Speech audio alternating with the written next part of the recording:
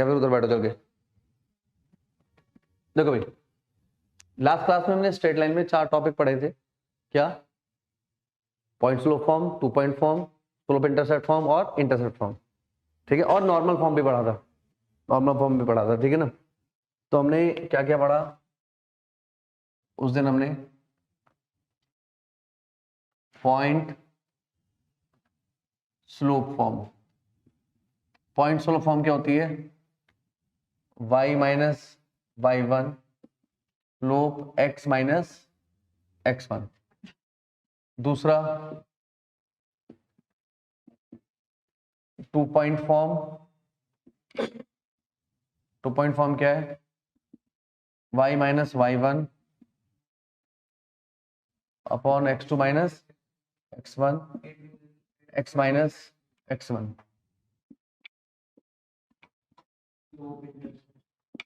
Slope intercept form y equals to mx plus c। और क्या पढ़ा हमने? Intercept form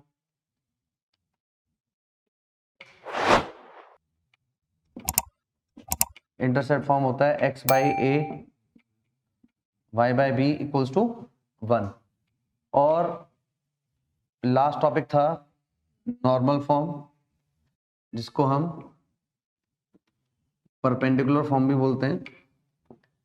x cos alpha y sin alpha equals to p, जहां पर p होता है परपेंडिकुलर डिस्टेंस फ्रॉम ओरिजिन। ठीक है बेटा। अब ये फॉर्म है, लास्ट फॉर्म है ये सिमेट्रिक सिमेट्रिक फॉर्म या फिर पैरामेट्रिक फॉर्म। पैरामेट्रिक या फिर डिस्टेंस डिस्टेंस फॉर्म भी बोलते हैं इसको। ठीक है, ये सबसे इंपॉर्टेंट फॉर्म है इन सभी के कंपैरिजन में। ठीक है, इसको एनसीईआरटी में डिस्कस नहीं किया गया, लेकिन एनसीईआरटी मिसलेनियस के अंदर कई क्वेश्चन है जो इससे होनी चाहिए, लेकिन लोग इससे नहीं कराते, जो इससे मतलब मिनटों सेकंडों में हो जाए, with in a minutes, with in a 2 minutes, ऐसा क्वेश्चन कर सकता है। कई क्वेश्चन ऐसे हैं एनसीईआरटी मिसलेनियस के अंदर, लेकिन वो लोग नहीं पढ़ाते इस चीज को। ठीक है, होता क्या है कि सपोज भाई एक स्ट्रेट लाइन है, ये एल एक स्ट्रेट लाइन है, इसने एक्स एक्सिस से ये थीटा एंगल बनाया। कितना इंक्लाइन किया एंगल? थीटा। इस पर एक पॉइंट है, मैंने बोल दिया ए पॉइंट है, जिसके कोऑर्डिनेट x1 y1 है। यहां से r डिस्टेंस दूर, r डिस्टेंस के बाद एक पॉइंट b है, जिसके कोऑर्डिनेट मैंने x, y बोल दिए। जिसके कोऑर्डिनेट क्या बोल दिया मैंने? x, y। ठीक है, अगर मैं इसको यहां पर ज्वाइन करूं ऐसे, ये ओरिजिन है, तो यहां से यहां तक का लेंथ कितना है बेटा? x1, और ये x है, तो इनका जो डिफरेंस है वो कितना हो गया? x minus x1। इसी तरीके से ये कितना हो जाएगा? y minus y1। ये भी एंगल थीटा है, ये भी थीटा है। ठीक है बेटा। तो अगर मैं इस ट्राइंगल में आऊं, इसको ए बी, इसको मैं m बोल देता हूं, इसको मैंने m बोल दिया। तो in triangle A M B, in triangle A M B, तो ये अपॉन ये अपॉन ये क्या होगा बेटा? cos theta. cos थीटा क्या होगा? b by H, b by H. ठीक है, तो r इक्वल्स टू हो गया x minus x1 upon cos theta. ठीक है बेटा। इसी तरीके से sin थीटा क्या हो जाएगा? p by H, y minus y1 upon r। तो r equals to y minus y1 upon sine theta. अब देखो बेटा, ये भी r के इक्वल है, ये भी r के इक्वल है। From first and second, from this one and this one, x minus x1 upon cos theta, y minus y1 upon sine theta equals to r, equals to r।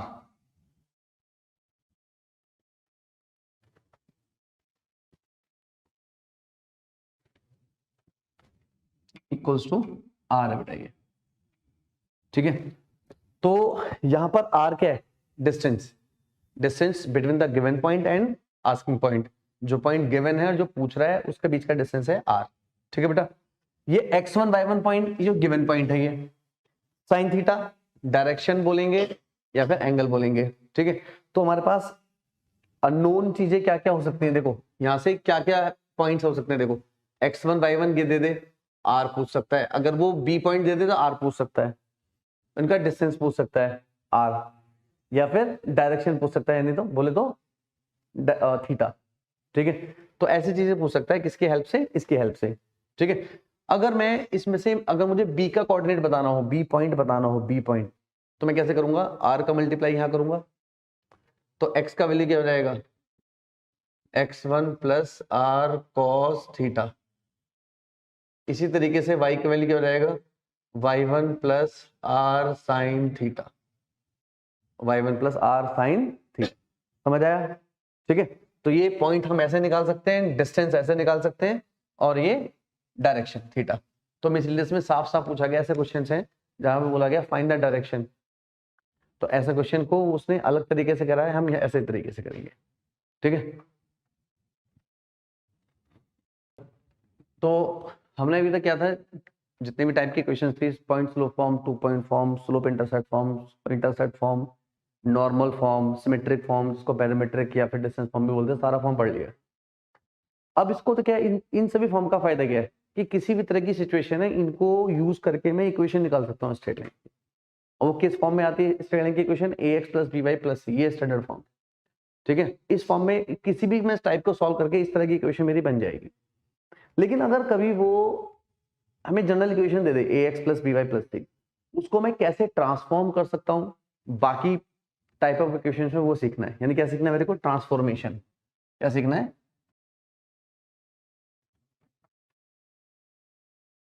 Transformation of straight line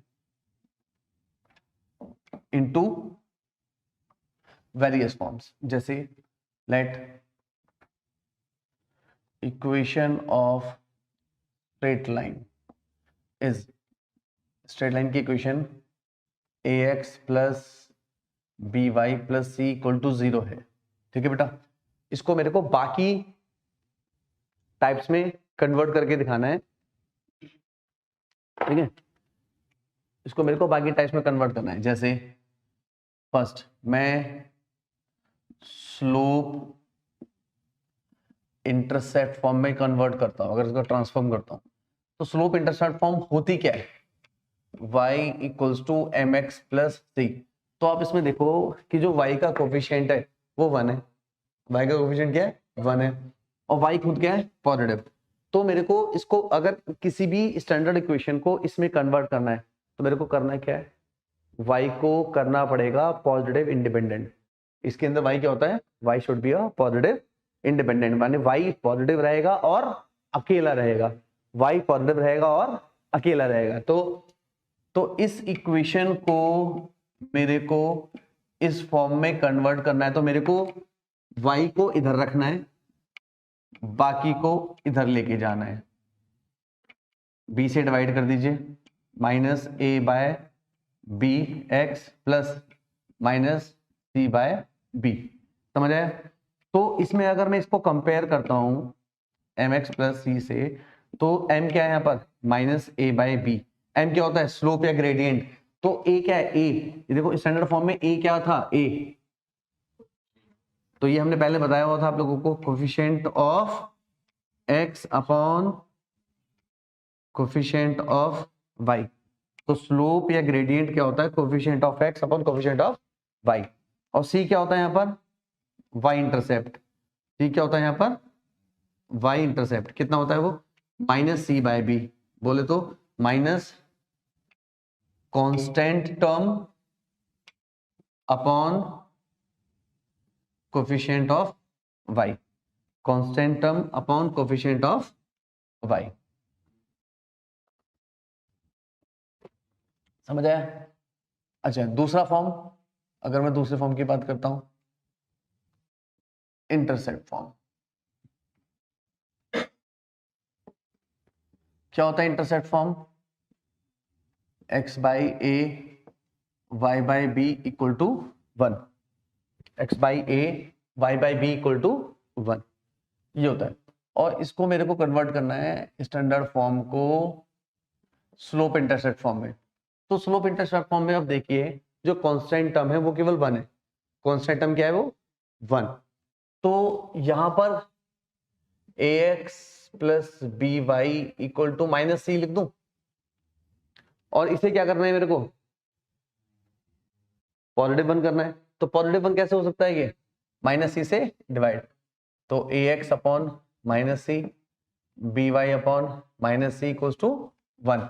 और x देखो यहां पर देखो x और y का coefficient भी क्या है 1 है, तो इसको 1 करने के लिए मुझे किससे डिवाइड करना पड़ेगा a से। तो ऊपर भी a से डिवाइड नीचे भी a से डिवाइड, न्यूमरेटर डिनोमिनेटर दोनों को a से डिवाइड कर दीजिए। तो x upon minus C by a y upon minus C by b equal to 1। तो x इंटरसेप्ट क्या हुआ minus C by a, minus c क्या है कांस्टेंट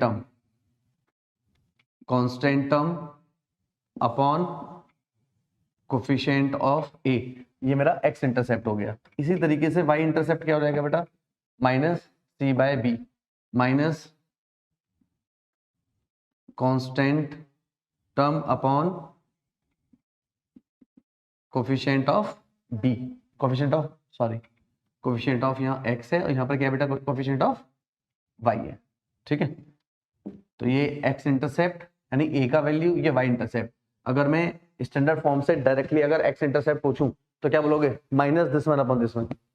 y इंटरसेप्ट पूछोगे तो minus this one upon this one. समझ आया, note करिए।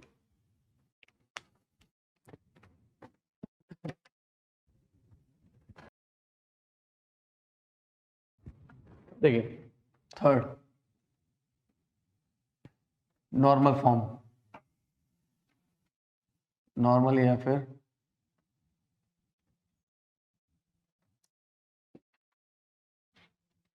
Perpendicular form.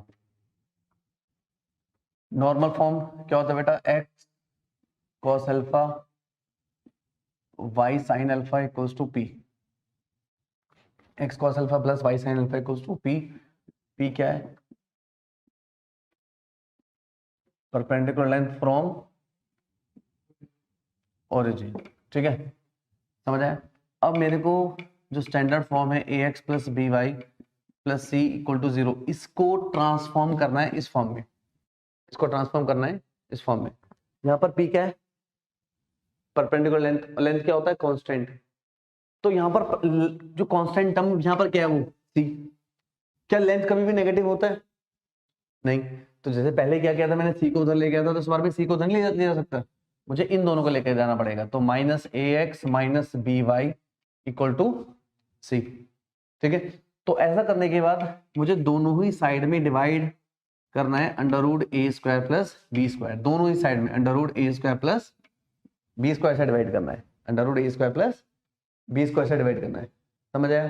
ठीक है, तो अब मैं इसको ऐसा लिखूंगा minus A by under root A square plus B square X plus minus B by under root A square plus B square Y equals to C by under root A square plus B square.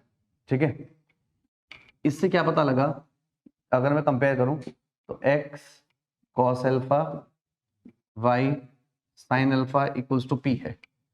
ठीक है, तो cos alpha क्या है minus A by under root A square plus B square, और sin alpha क्या है बेटा minus B by under root A square plus B square, और p क्या है c by under root A square plus B square. और ये क्या है बेटा p क्या था यहाँ पर p क्या था c by under root A square plus B square.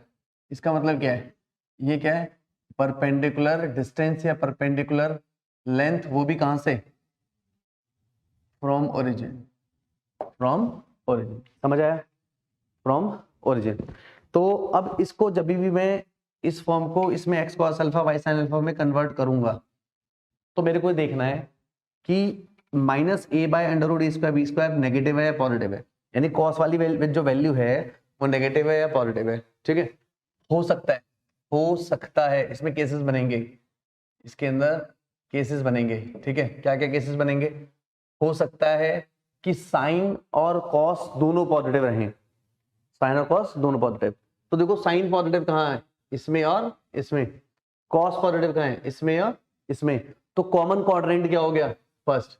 तो उस केस में अल्फा को मैं सिंपल थीटा बोलूंगा। क्या बोलूंगा? Simple theta. हो सकता है कि साइन पॉजिटिव हो कॉस नेगेटिव हो, साइन पॉजिटिव हो तो साइन पॉजिटिव यहां पर, कॉस नेगेटिव यहां पर, सेकंड। तो ये क्या हो गया बेटा? Second quadrant. सेकंड क्वाड्रेंट के अंदर अल्फा क्या होगा? पाई माइनस थीटा होगा। समझ आया? हो सकता है कि दोनों नेगेटिव हो, कॉस नेगेटिव यहां, साइन नेगेटिव यहां, तो कौन सा कॉमन क्वाड्रेंट? थर्ड। तो क्या हो जाएगा वो? Pi plus theta. समझ आ रहा है? ठीक है। हो सकता है कि साइन नेगेटिव हो कॉस पॉजिटिव हो, साइन नेगेटिव यहां पर कॉस पॉजिटिव यहां पर, दोनों में कॉमन क्वाड्रेंट फोर्थ, और फोर्थ क्वाड्रेंट को क्या बोलेंगे? 2 पाई माइनस थीटा, या फिर क्योंकि कॉस नेगेटिव में नहीं लेते तो इसलिए 2 पाई माइनस थीटा लेंगे हम, क्योंकि साइन का तो माइनस माइनस क्या याद है आप लोगों को? माइनस पाई बाय 2 से प्लस पाई बाय 2 ट्रिग्नोमेट्री की इक्वेशन। लेकिन कॉस का 0 से पाई, 0 से पाई। समझ आया? तो पाई माइनस 2 थीटा। ठीक है, नोट करो।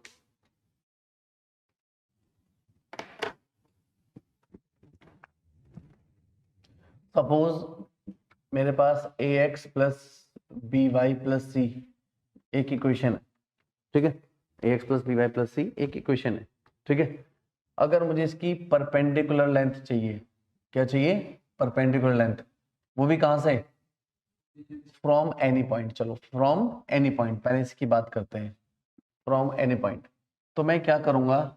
इसको डी बोल देंगे या पी बोल देंगे? डी बोलो। पूरी इक्वेशन को मॉड के अंदर रखेंगे a x plus B Y plus c, और उसको डिवाइड करेंगे अंडर रूट ए स्क्वायर प्लस बी स्क्वायर। यानी किस में कन्वर्ट किया मैंने? इसको नॉर्मल फॉर्म में कन्वर्ट किया। अगर किसी भी स्टैंडर्ड फॉर्म को नॉर्मल फॉर्म में कन्वर्ट करना है तो हम डिवाइड करेंगे अंडर रूट ए स्क्वायर प्लस बी स्क्वायर से। ए होता है एक्स का कोफिशिएंट, बी होता है वाई का कोफिशिएंट। अच्छा, अगर से बोला from any point given point x1 y1, तो मैं यहाँ x का वैल्यू y1, x का वैल्यू x1 और y का वैल्यू y1 डाल दूंगा, तो ये आ गया perpendicular distance from any given point. अच्छा, इसी तरीके से अगर ये पूछता है perpendicular length from origin, origin का मतलब क्या है? एक्स और वाई का वैल्यू 0, तो यहाँ एक्स और वाई का वैल्यू 0 रखेंगे तो क्या मिलेगा आपको? जो हमने अभी निकाला था, जो वहां से भी कंपेयर किया। समझ आया बेटा? ठीक है। अच्छा, अगर इसी का ही बोलेगा किसी, suppose from x axis, x axis का पॉइंट क्या होगा? एक्स एक्स x1 0, तो उसमें ये वाली 0 हो जाएगी, ए एक्स1 प्लस सी अपॉन दिस। अगर फ्रॉम वाई एक्सिस बोलेगा तो ये 0 हो जाएगा, बी वाई1 प्लस सी। समझ आया? ठीक है। Suppose A x plus B Y plus C one 0, A x plus B Y plus C two equal to 0। ये दो पैरेलल लाइंस हैं, आर टू पैरेलल लाइंस, दो ये पैरेलल लाइंस हैं। ठीक है बेटा, इस तरीके से ये L1 ये L2। अब इसमें पूछता है find the distance between them, find the distance between them. इस डिस्टेंस को मैंने D बोल दिया, इसको मैंने क्या बोल दिया? D। अब ये जो D डिस्टेंस है दो पैरेलल लाइन में बीच में, क्या होता है? Simple C1 minus C2 upon under root ए square plus B square. C1 minus C2 upon under root ए square plus B square. Simply ऐसे सॉल्व कर लेंगे। ठीक है, नोट करिए। अच्छा, मॉड के अंदर है तो C1 माइनस C2 या C2 माइनस C1 कुछ भी लिख सकते हैं।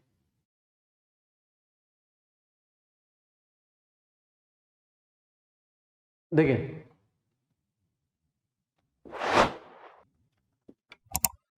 ax plus B Y plus C equal to c, ये एक इक्वेशन है स्टैंडर्ड फॉर्म। ठीक है, अब इक्वेशन ऑफ पैरेलल लाइन, इसके पैरेलल लाइन की इक्वेशन क्या होगी? इसके पैरेलल लाइन की ax plus B Y plus lambda, c को लैम्डा लिख देंगे बस, प्लस सी प्लस लैम्डा भी लिख सकते हैं और इक्वल टू लैम्डा भी लिख सकते हैं। ठीक है, इक्वेशन ऑफ परपेंडिकुलर लाइन, इसके परपेंडिकुलर लाइन की इक्वेशन क्या होगी, bx minus A Y plus lambda equal to 0। इसकी ये परपेंडिकुलर इक्वेशन है, ठीक है ना, इसकी ये परपेंडिकुलर इक्वेशन है। लैम्डा की वैल्यू निकालने के लिए क्या करेंगे, जो भी हमें वो एडिशनल इंफॉर्मेशन देगा कि भाई ये जो लाइन है पैरेलल या परपेंडिकुलर, ये पर्टिकुलरली किसी पॉइंट से पास हो रही है, तो मैं एक्स और वाई की वैल्यू वो डाल दूंगा, लैम्डा मिलेगा, लैम्डा को यहाँ वापस डाल देंगे। एक तरीका हो सकता है ये जो नई वाली लाइन है पैरेलल वाली या परपेंडिकुलर वाली किसी तीसरी लाइन के साथ पैरेलल हो या फिर परपेंडिकुलर हो, उसके अकॉर्डिंग कर लेंगे।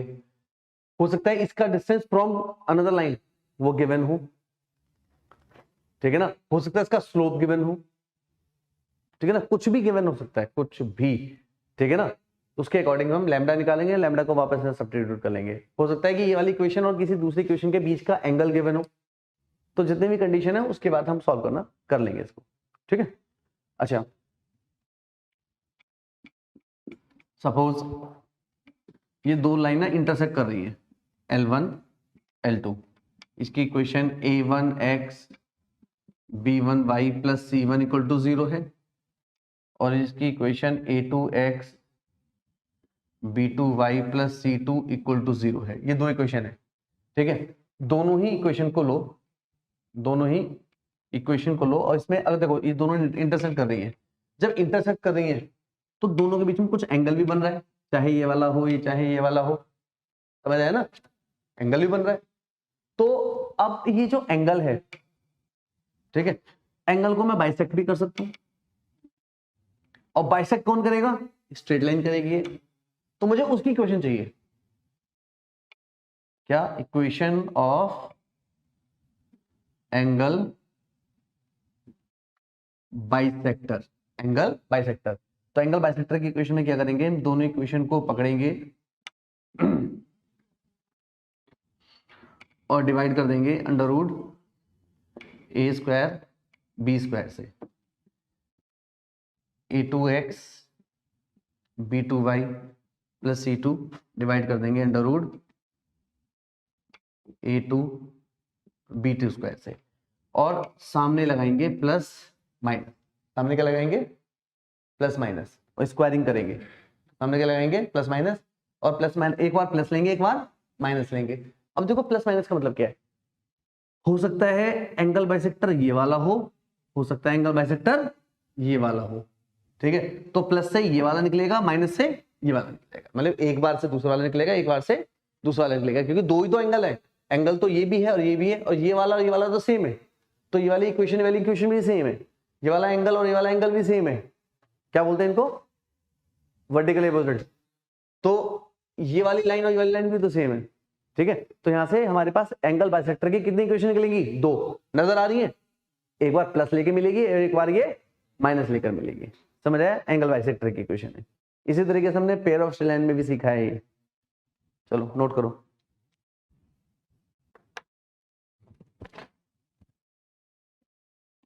समझ आ गया था। अच्छा, यहां से आपसे एक चीज देखो, यहां से कैसे पता लगेगा कौन सा एंगल एक्यूट है और कौन सा एंगल ऑब्ट्यूज है, एक्यूट और ऑब्ट्यूज भी तो हो सकते हैं ना। अब कौन सा एक्यूट एंगल बाइसेक्टर है, कौन सा ऑब्ट्यूज एंगल बाइसेक्टर है, हमें कैसे पता लगेगा, ठीक है। यूजुअली ये क्या होता है हमारा एक्यूट एंगल बाइसेक्टर, क्या होगा ये एक्यूट एंगल बाइसेक्टर, ये ऑब्ट्यूज एंगल बाइसेक्टर। यहां से कितनी इक्वेशन है, ये दो इक्वेशन है। तो सबसे पहले आप ये समझो कि दोनों बाइसेक्टर्स आपस में परपेंडिकुलर होते हैं, दोनों बाइसेक्टर आपस में क्या होते हैं, परपेंडिकुलर। तो सबसे पहला पॉइंट नोट में डालिए आप, both the angle bisectors are perpendicular, both the angle bisectors are perpendicular, ठीक है, both the angle bisectors are क्या है, perpendicular, ठीक है। तो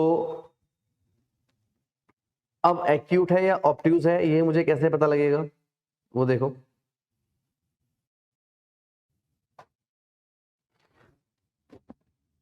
देखो मेरे पास जो दो इक्वेशंस हैं, क्या है दोनों equation, a1x b1y plus c1 a2x plus b2y plus c2।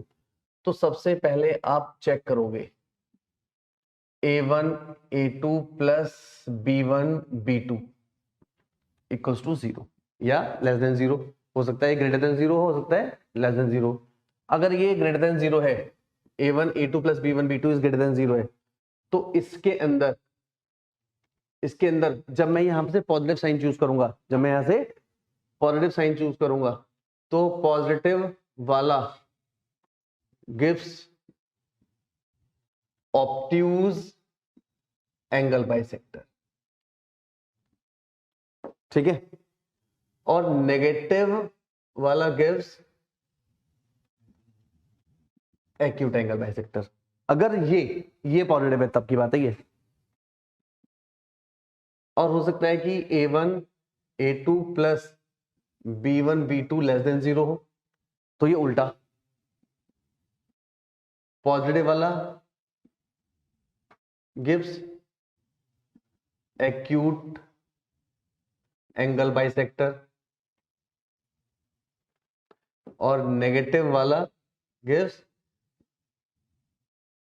Obtuse angle bisector. समझ आया? ठीक है, both the angle bisectors are perpendicular, ठीक है बेटा। देखो third point, if A1 A2 plus B1 B2 अगर पॉजिटिव है, ठीक है, अगर पॉजिटिव है, तो इसमें पॉजिटिव साइन क्या देता है? पॉजिटिव साइन ऑब्ट्यूज, क्या देता है? ऑब्ट्यूज। देन ओरिजिन होगा ना, ऑलवेज लाइज इन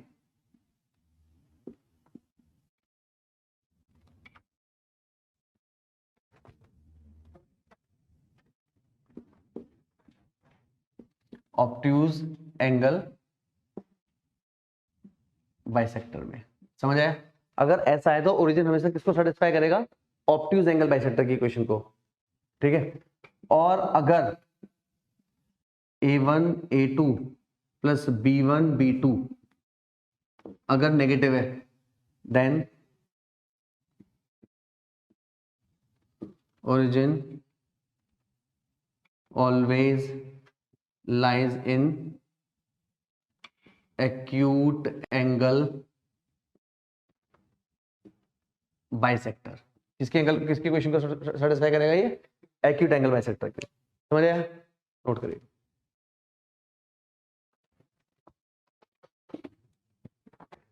देखिए क्वेश्चंस बहुत आसान लगेंगे आपको। जैसे क्वेश्चन नंबर 45 है, 45 में क्या बोला गया है? Find the equation of the straight line with the slope 2 and y intercept 3। क्या दिया है? स्लोप 2 और y इंटरसेप्ट 3। y इंटरसेप्ट क्या होता है? c। तो m और c किस फॉर्म में है हमारे पास? हाँ, तो मुझे जो इंफॉर्मेशन दी है ना इसने, उसके अकॉर्डिंग मैं फॉर्म चूज करूंगा, उसमें वैल्यू पुट करना है बस। तो आंसर क्या हो गया? y equals to 2x plus 3। ठीक है बेटा, इसके बाकी दो फॉर्म कर लोगे। अच्छा एक बात, इसका थर्ड पार्ट है with the slope -2 and intersecting x axis,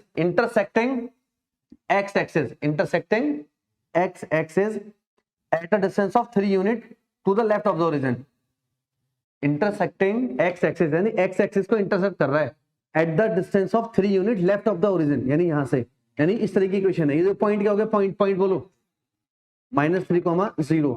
तो मेरे पास स्लोप है -2 और ये पॉइंट है -3, 0। तो point slope form y -0, slope -2 x plus 3। तो y equals to -2x -6।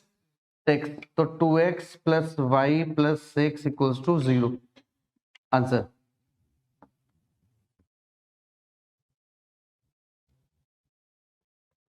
Question number 46।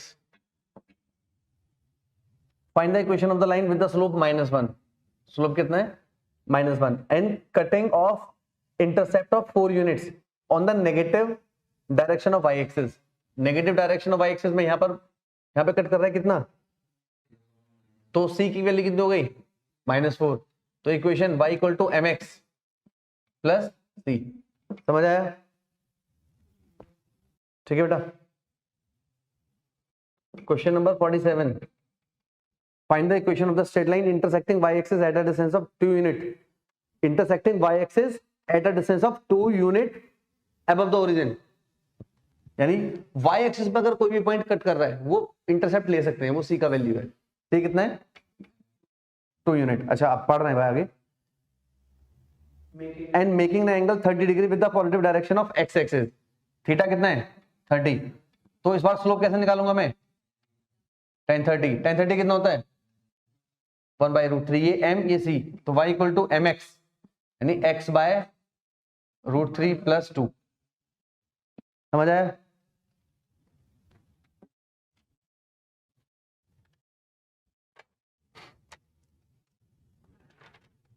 Find the equation of the line passing through the point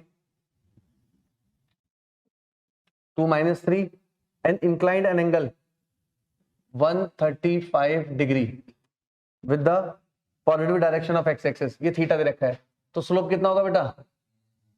135।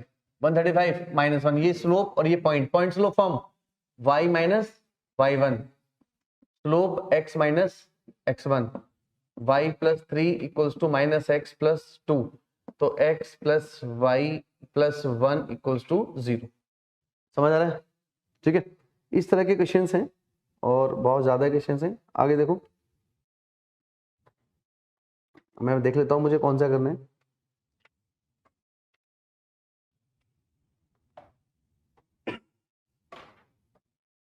जैसे question number 50 है। क्वेश्चन नंबर 50 में find the equation of the straight line which makes an angle 15 degree. Makes an angle कितना है? 15 degree.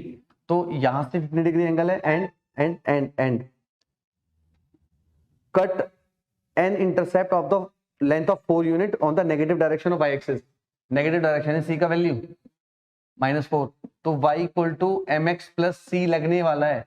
mx + c लगने वाला है, लेकिन मेरे को m निकालना पड़ेगा। m कैसे निकालूंगा मैं? 10 15। 10 15 कैसे निकालते हैं? 45 - 30 60 - 45। 60 - 45 जल्दी निकालते हैं, तो 10 60 √3 -1 √3 + 1 डायरेक्टली आ गया। तो इक्वेशन y = √3 - 1 √3 + 1 x - 4। इतना ही छोड़ दो। समझ आया? नोट करिए यहां तक जल्दी से।